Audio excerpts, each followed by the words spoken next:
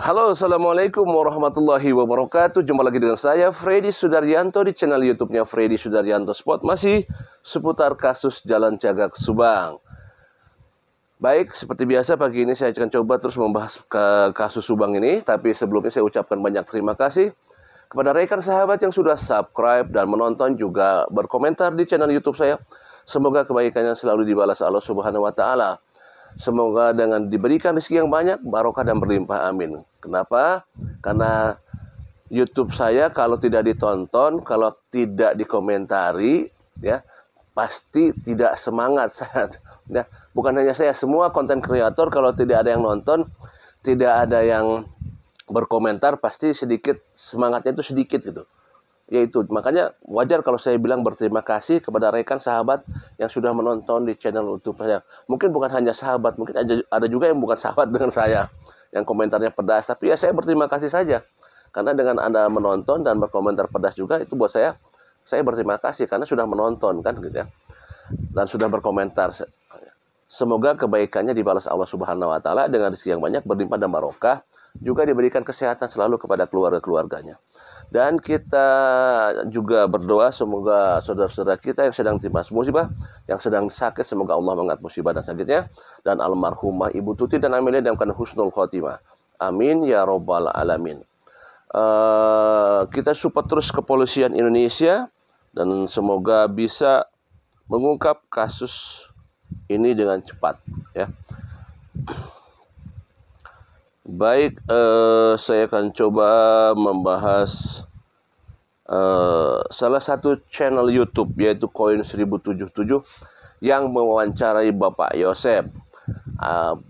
Pak Yosep adalah seorang saksi yang kita ketahui sekarang ini cukup masif, berspeak up di salah satu media untuk terus mengungkapkan apa yang ada di unek-uneknya Pak Yosep, ya.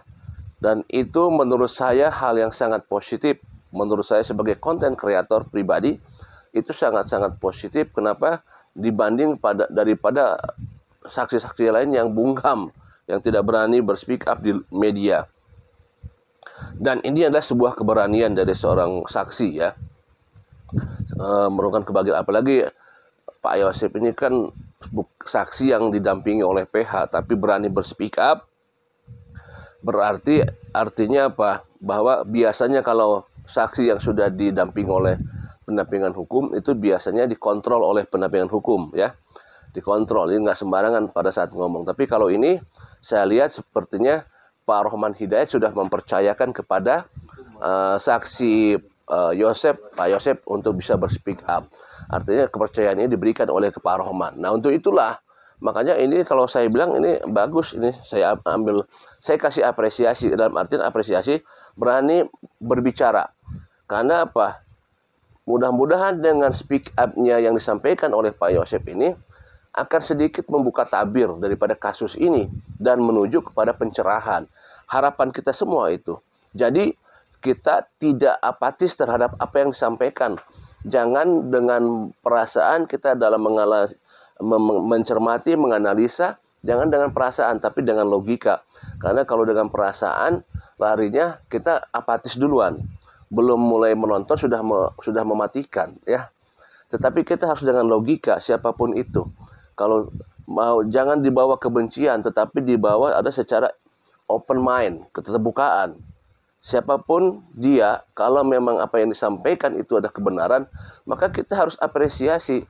Kalau dalam hadis itu, kalau di Islam itu ada, sekalipun itu dari hitam legam, kalau itu roti, maka makan gitu. Daripada seorang yang ganteng, tapi kalau dikasih batu ya jangan dimakan. Artinya apa?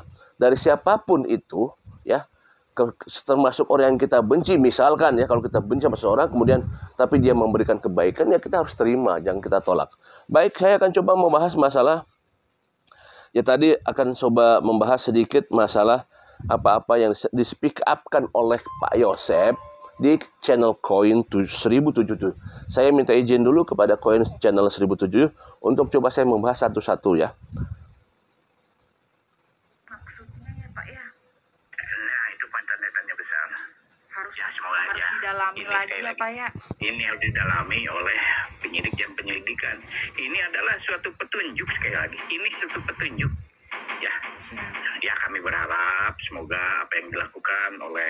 penyidik dan penyelidikan kita juga percaya 100% lah.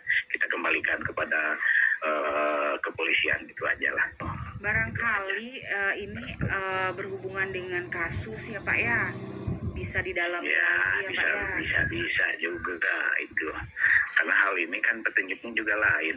Pak Yosep berani nggak dihadapkan oleh Danu, di hadapan media, di hadapan penyidik tentang BAP, Danu yang menuduh Pak Yosep dan Bu Mimin sebagai pelaku, dan mengenai yaitu tentang cerita BAP yang tidak ditandatangani itu Bapak?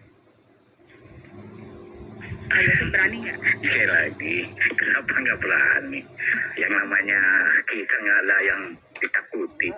Siap. Nggak ada yang ditakuti, sekali lagi nggak ada yang ditakuti apapun yang untuk dihadapi seperti itu. Kenapa tidak? Bapak udah pernah dikomposi. Oke, itulah pernyataan dari Pak Yosep seputar pertanyaan apakah Pak Yosep berani dikonfrontir dengan Danu di hadapan media dan di hadapan penyidik untuk membahas masalah BAP yang tidak ditandatangani dan yang menuduh Pak Yosep sebagai pelaku dan sebagai sebagai pelaku dalam kasus ini beserta Bu Mimin. Ini adalah pertanyaan yang sangat-sangat menusuk ya, langsung ke jantung hati itu ya, dimana pertanyaan itu adalah pertanyaan yang sangat menantang. Danu ditantang nih, atau Pak Yosep ditantang untuk bisa berkomentar.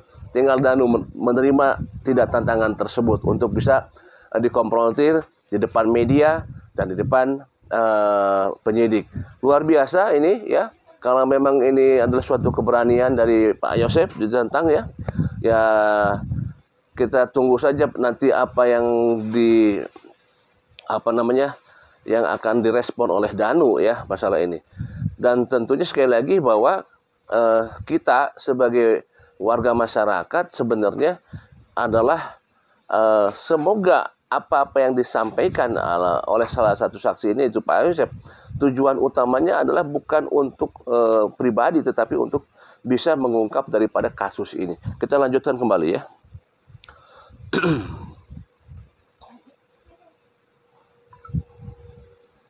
Udah pernah dikonfrontir ya Pak ya?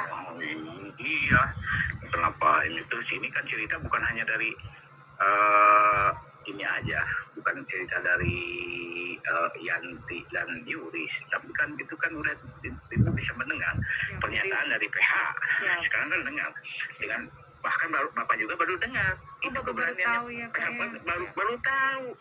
PH berarti PH sudah pernah bicara masalah itu. Iya, itu aja. Ibu Kapolres kata Pak Rohman. Ibu Kapolres, iya itu. Berarti kalau Bapak baru tahu. Berarti sudah infonya udah nggak main-main ya Pak ya. Berarti dari Yanti, dari Yanti dan dari Ibu Kapolres sendiri ya Pak ya. Iya betul. Siapa Pak? Ya semoga aja ini petunjuk dan betul-betul untuk didalami oleh bapak-bapak penyidik dan penyelidikan itu. Mungkin begitu aja. Pak Yosep, sekarang ini lagi heboh di kalangan netizen kalau diduga dalangnya adalah wanita melalui terawangan paranormal yang seperti diunggah oleh akunnya MBS dan F. Siap. Ya kayak itu saya juga bisa mendengar seperti itu, tapi kita ingin membuktikan kuncinya ada di Danu, begitu aja. Pertanyaan dari host Koin 1077 mengatakan ada katanya masalah yang tadi disampaikan yaitu dari channelnya MBS dan F katanya. Kalau MBS kita tahu semua misteri itu mungkin ya, tapi kalau F siapa ya? F kayaknya kalau channel F kayaknya Freddy ya katanya. Freddy Sudaryanto, tapi cuma F doang. Ya tidak apa-apa. Yang penting begini, bahwa tadi disampaikan oleh Pak Yosep bahwa katanya kuncinya ada di Danu barusan. Nggak tahu apa hubungannya nih kalau misalkan ini kuncinya di Danu. Karena ini kan yang dibahas kan masalah dalangnya seorang wanita ya. Di channelnya yang disampaikan itu kan adalah Tapi kalau nanti dicermati, nanti kita bahas kembali ya. Lihat coba ini. Kita lihat lanjutannya lagi ya. Mungkin yang F itu adalah Freddy barangkali ya. Karena memang itu saya sempat sama-sama dengan Misteri Basuci dengan Teh Anggra di channel YouTube IMP. Kita lihat selanjutnya, oke?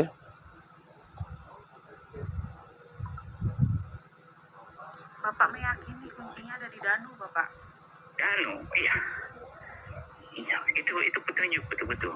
Dari curhatan Danu ya Pak ya? Dari curhatan, dari contohlah salah satu ada yang paling terbaru sebelum Hari Raya bahwa bagaimana caranya untuk meminta maaf kepada Bibi dan Amel yang sudah berbeda alam.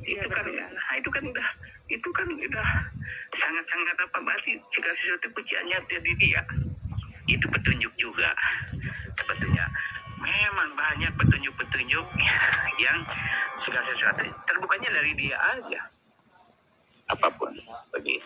Bapak seperti yang Bapak Rohman sampaikan di channel Koin 1077 kemarin Bapak bahwa Bapak Rohman tidak ingin mendengar pengakuan Danu ke media, kejujurannya Danu ke media, bahwa Pak Rohman ingin kejujuran Danu di depan penyidik Bapak. Itu ya Pak.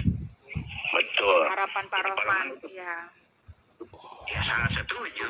Memang sebetulnya bukan untuk pengakuan kepada publik, tapi pengakuan sejujurnya itu harus kepada penyidik. Karena penyidik yang sedang melakukan dalam hal penyidik dan penyelidikan.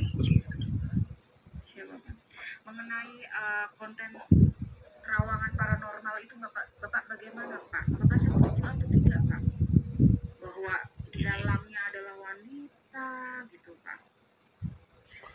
Jadi begini, Bapak kembalikan, Bapak tidak menerawang dan tidak mau berbuat paranormal dan tidak mau menjadikan paranormal, tapi kan ada dalam hukum Islam.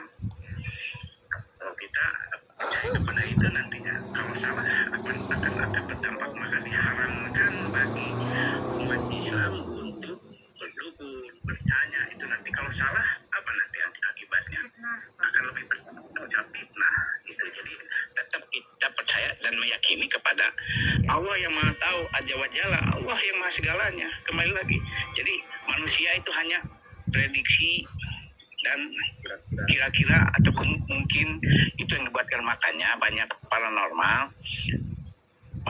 Ada yang benarnya, mungkin itu ujian dan cobaannya.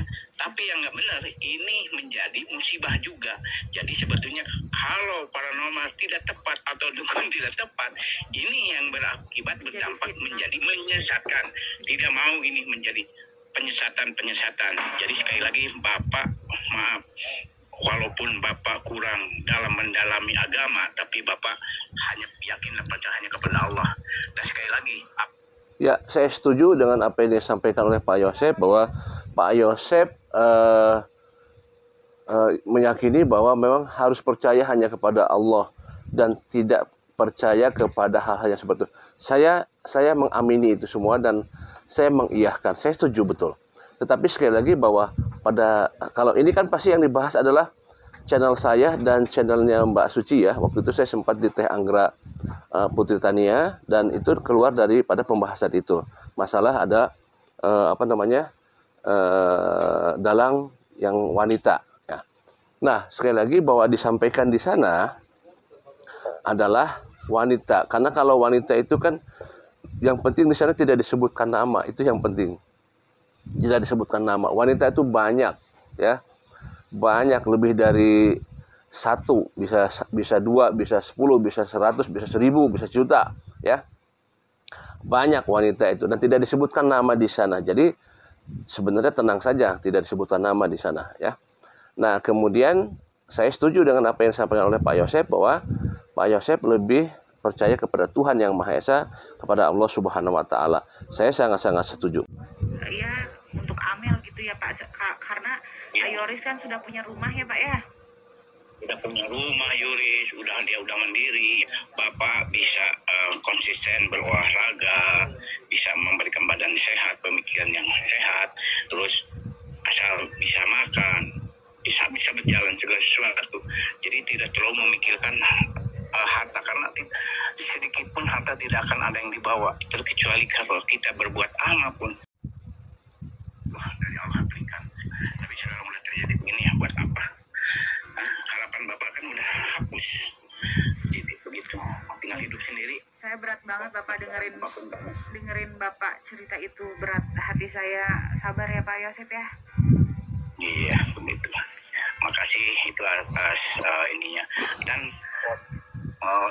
support dari Ibu pada saya. Mudah-mudahan ini menjadi apa yang disampaikan menjadi petunjuk untuk penyidik dan penyelidikan, dan semoga cepat selesai kasus ini, karena ya udah lama Bapak ingin mencari keadilan.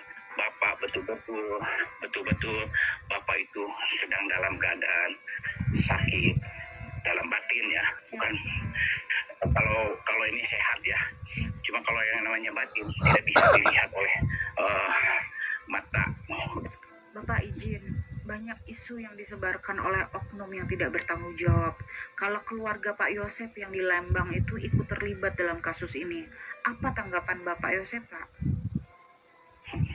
Ya, tanggapan Bapak ya terlalu naik lah, terlalu jauh. Kayak Bapak tetap fokus yang menjadi kunci dalam hal ini, karena yang membuat framing, membuat dan menyudut. Oke, barusan disampaikan katanya ada isu gosip bahwa keluarga Pak Yosep yang di Lembang ikut terlibat. Saya baru dengar loh, jujur saya baru dengar ini. Kan biasanya kalau ada gosip, ada biasanya suka di media suka muncul ya. Kalau saya jujur aja baru dengar ini. Apakah benar ada gosip seperti itu? Bapak keluarga Pak Yosep yang di Lembang ada isu ikut terlibat? Saya baru dengar ini. Dan saya juga baru tahu kalau ada keluarga Pak Yosep di Lembang. Belum pernah dengar saya, nggak tahu kalau di media lain. Tapi kalau di YouTube saya kira belum ada tuh pemberitaan masalah keluarga Pak Yosep yang di Lembang ikut terlibat, diisukan gitu, maksudnya diisukan gitu ya. Di YouTube saya belum pernah dengar, nggak tahu kalau di media lain. Saya baru dengar, makanya saya nggak tahu nih. Nanti kita coba dengar dari Pak Yosep langsung.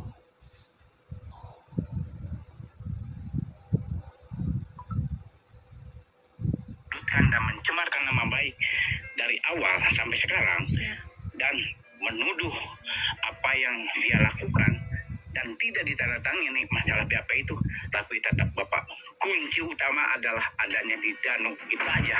Sekali lagi, kuncinya ada di Danu. Kuncinya ada di Danu masalah BAP. Saya lihat Pak Yosep begitu masif dan terus meng-up terus masalah kuncinya ada di Danu.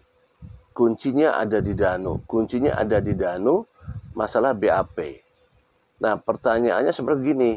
Apakah dengan Pak Yosep mengatakan kuncinya ada di Danu seputar BAP ini, apakah BAP ini yang akan menjadikan kasus ini terbuka?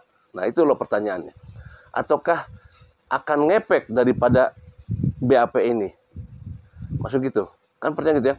Kalau misalkan Pak Yosep sekarang ngotot, seperti terus berargumen bahwa kuncinya ada di Danu, apakah masalah BAP ini yang akan membuka kasus ini, yaitu BAP yang tidak ditandatangani menurutnya Pak Yosep, ataukah dari pernyataan Danu yang dari pernyataan Pak Yosep yang mengatakan bahwa Danu tidak menandatangani BAP akan mengepek ke arah kasus pembunuhan ini, terbukanya kasus ini. Nah, ini kan juga saya tidak tahu. Karena kan kalau dibilang tadi bahwa ini kuncinya gitu kan, sebenarnya kuncinya ada di situ, di Danu. Maksudnya kunci apa ini? Kunci pembuka kasus atau kunci dari BAP tersendiri? Nanti ini pun harus dijelaskan lebih matang lagi nih ya. Sebaiknya memang ditanyakan oleh pihak Hostcoin 1077 tuh, kuncinya apa ini? Kunci pembuka kasus atau bukan gitu loh. Maksudnya kunci kemana arahnya gitu. Baik, kita lanjutkan kembali. Biar mendengar, kuncinya ada di Danu. Jadi Bapak nggak bisa belok kiri, belok kanan. Tetap Bapak terfokus hanya kepada seseorang itu aja dulu. Siap. Pak Yosep, langkah yang akan Bapak Yosep lakukan jika kasus ini belum terungkap dalam waktu 1 tahun, apa yang Bapak lakukan, Bapak? Bapak mendengar apa yang telah disampaikan oleh PH Bapak. Siap. Itu Pak Rohman di channel di channel Poin 1077 Siap, bahwa Pak Rohman akan mengirimkan surat kepada DPR RI Komisi 3 dan ke Kapolri, Komnas HAM, Bapak. dan termasuk Komnas HAM gitu. Ya, Bapak. Bapak setuju ya Pak ya, berarti ya Pak ya?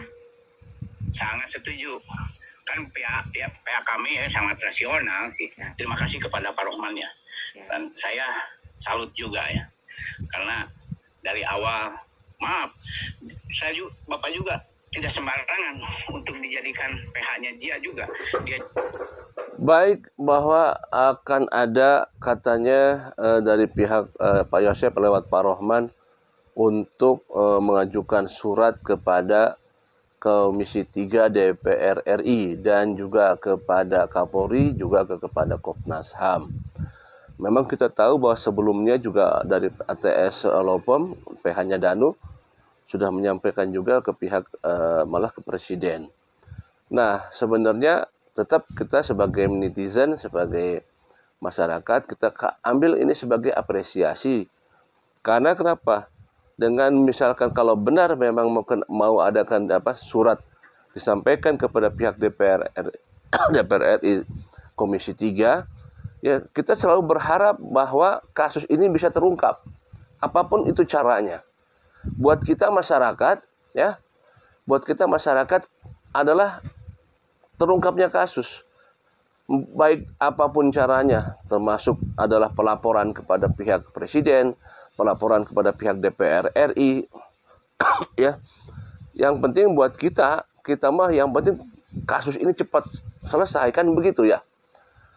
Itulah tujuan kita sebagai masyarakat. Makanya kita ya kalau misalkan sekarang dari pihak Pak Yosep dan Pak Rohman mau mengajukan kepada pihak DPR RI, ya kita apresiasi dan kita support keras. Ayolah, kalau memang benar silakan Pak ungkap kasus ini. Betul kan, ini keyakinannya Pak Rohman, Pak Yosep nih ya, keyakinan Pak Yosep dengan semangat sekali untuk memberikan atau mengungkap kasus ini. Kita lanjutkan kembali ya. Dia itu sangat jeli tuh, tidak asal menerima, dia itu betul-betul. Musuh terbesar seorang PH itu kliennya sendiri, Bapak. Iya. Kalau kliennya bohong itu jujur. Siap, betul Bapak, Iya. betul. Jadi akan membuat bumerang dan akan menurunkan kredibilitas seorang PH atau pendamping hukum begitu. Bapak, ngomong-ngomong, tanah yayasan itu milik isu di luaran itu Bapak, bahwa tanah yayasan itu adalah milik dari keluarga Ibu Tuti. Apakah itu benar Bapak? Ya, dengan isu konten apa yang dibuat, apalagi dengan tanggapan dari netizen, kalau Bapak sih tersenyum aja sebetulnya. Kenapa tersenyum? Kok bisanya begitu membuat karangan-karangan dan cerita seperti itu? Itu yang sebenarnya berarti berita bohong ya Pak ya? Berita bohong. Yang sebenarnya itu dari nol Bapak yang membeli. Bahkan sebelum itu Bapak pinjam dulu uang kepada yang lain sebelum Bapak mempunyai itu. Jadi itu betul-betul perjuangan dari nol. Bapak beli sendiri tanahnya, Bapak? Ya iya, beli sendiri. Bukan dari keluarga ya Pak ya? Bukan beli dari keluarga ya Pak ya? Bukan. Atau warisan bukan ya, itu betul-betul hasil perjuangan. Polisi bisa dibohongi, jaksa bisa dibohongi, pengadilan yang sebenarnya tidak bisa dibohongi. Itu mutlak. Siapa yang sebenarnya, siapa yang benar, siapa yang salah. Maka Bapak sekali lagi, Bapak tidak, kenapa? Udah punya komitmen, takut karena salah, ya. Takut itu karena salah, berani karena benar. Bapak sangat berani, sekali lagi. Bapak biar dengar, Bapak sangat berani. Pak Yosep, kalau boleh berkenan Bapak cerita bagaimana perjalanan Bapak membangun Yayasan Bina Prestasi Bapak dari nol sampai sekarang, Bapak. Oh, gitu. Ya. Wah, mau juga Bu, karena kita dari orang nggak punya ya Bu ya. Dan ini juga orang yang Bapak itu, makanya Bapak nggak bisa pakai mobil, nggak bisa pakai motor sekarang nggak bisa. Bapak dulu, Bapak katanya dulu pernah cedera Bapak karena belajar motor. Iya, betul. Belajar motor sampai jatuh, Bapak patah tulang. Karena belajar, udah kesini, sudah mau merintis yayasan. Makanya diceritakan malu kehidupan Bapak bagaimana. Gak perlu malu Bapak, itu inspirasi Pak buat saya juga. Dulu itu makanya anak saya itu sengsara. Ya, Bapak. Anak dan itu sengsara, betul. Ya. Tapi kan orang nggak tahu yang sebenarnya bagaimana perjalanan hidup Bapak sampai ini. Silakan aja menilai orang berkata, entahlah membangun rumah. Ya. Kalau sudah salah mengukur dari awal, kesananya pasti akan salah. Kalau ditarik ujungnya juga. Maka sampai berakhir juga akan tahu. Dari awal harus benar ya Pak ya. Hitungannya, narasumbernya. Iya, harus benar. Jadi jangan ngarang cerita itu, maaf ya, biarkanlah. Bapak juga nggak terpengaruh sekali lagi dengan konten-konten yang lain. Si Lara juga nggak apa-apa. Itu kan semua juga prediksi. Pak Yosep, saya ucapkan terima kasih banyak informasinya Bapak. Pak Yosep sehat ya, selalu, sama-sama. Sabar. Sama, amin. Sama-sama. Terima kasih kepada poin 1077 yang telah 77 yang membantu ini kepada sumber yang sebenarnya. Jadi tidak ngarang, tidak buat cerita-cerita karangan. Ini yang akan katanya faktual yang begini, bukan cerita. Tapi itu bagus Bapak, channel Faktuil yang tentang Danu curhat itu ya Pak ya, itu petunjuk ya. Ya, jadi petunjuk. Siap, terima kasih banyak. Iya kan. Ya itulah, siap. Makasih. Bapak, makasih banyak Bapak. Semangat olahraganya Bapak, siap. Amin. Siap, salam buat siap. Assalamualaikum. Waalaikumsalam warahmatullahi. Baik, itu udah pernyataan langsung dari Pak Yosep. Tadi benar apa yang disampaikan bahwa itu pernyataan langsung dari Pak Yosep. Jadi kita tahu kebenarannya bahwa langsung informasi datang langsung dari orangnya yang bersangkutan. Dan ini ada pernyataan gamblang, vulgar dan apa adanya disampaikan oleh Pak Yosep. Coba kita amati dari awal tadi sampai akhir, begitu panjang diceritakan oleh Pak Yosep. Adalah kalau kita lihat ambil kesimpulan, itu ada suatu keyakinan dari Pak Yosep, pengungkapan semua dikeluarkan oleh Pak Yosep. Artinya kalau kita lihat bahwa Pak Yosep di sana mempunyai semangat untuk membuka kasus ini. Kalau saya lihat ya, untuk membuka kasus ini, semangat dari Pak Yosep untuk membuka kasus ini. Sehingga tadi disampaikan untuk dikonfrontir dengan Danu, oke siap. Di depan penyidik media siap. Kemudian melayangkan surat kepada DPR RI Komisi 3 siap. Kemudian menyatakan dengan gamblang bahwa Danu adalah sumber daripada kunci ini semua. Itu adalah keyakinan dari Pak Yosep. Sehingga kita punya kesimpulan sedikit.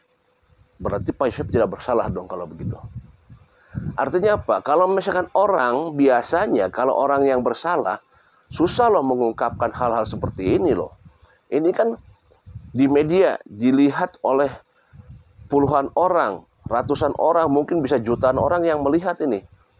Untuk bisa berteriak lantang, yakin mengungkap kasus ini, kalau dia ikut tersangkut kasus ini, berat untuk bisa mengatakan itu. Betul. Berarti ini ada keyakinan Pak Yosep bahwa Pak Yosep tidak bersalah. Tapi kembali lagi, salah dan tidaknya nanti di pengadilan, ya. Di pengadilan. Bukan sekarang, bukan juga di penyidikan. tapi nanti di pengadilan. Kenapa saya bilang bukan di penyidikan? Karena walaupun misalkan di penyidikan ini sudah ditersangkakan seseorang, ya, belum tentu dia sebagai pelakunya. Karena yang memutuskan itu nanti di pengadilan. Karena tidak sedikit orang yang sudah ditersangkakan pada saat di pengadilan malah bukan tersangkanya. Jadi nanti ketuk palu vonis, tak dia sebagai pelakunya. Nah, baru disitulah dia sebenar-benarnya pelaku. Jadi sekarang sih masih belum.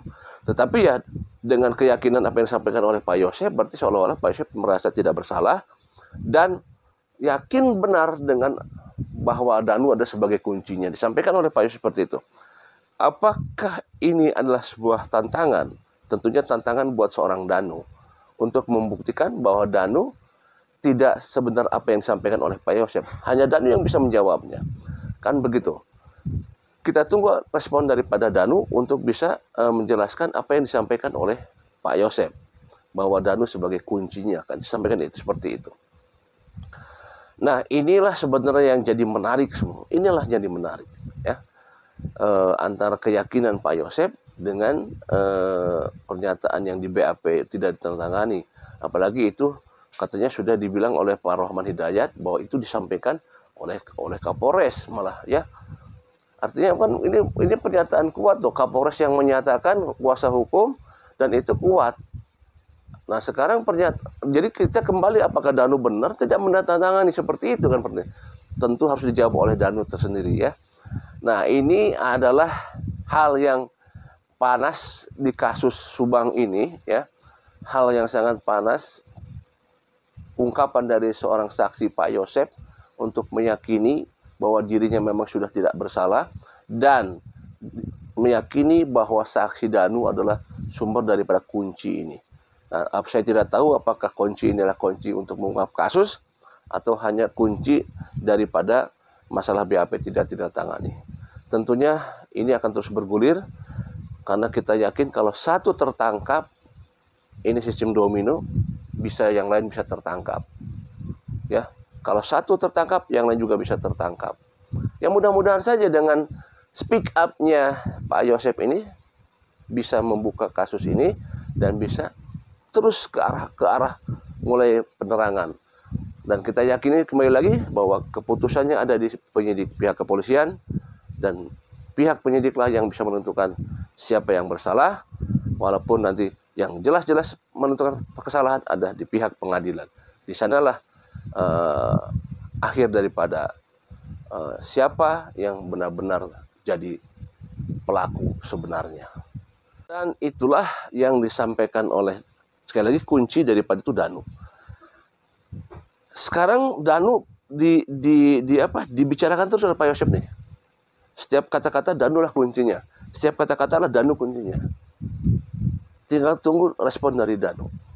Apakah Danu iya yang disampaikan oleh Pak Yosep atau tidak? Tapi kalau saya, sekali kalau menimpa ke saya,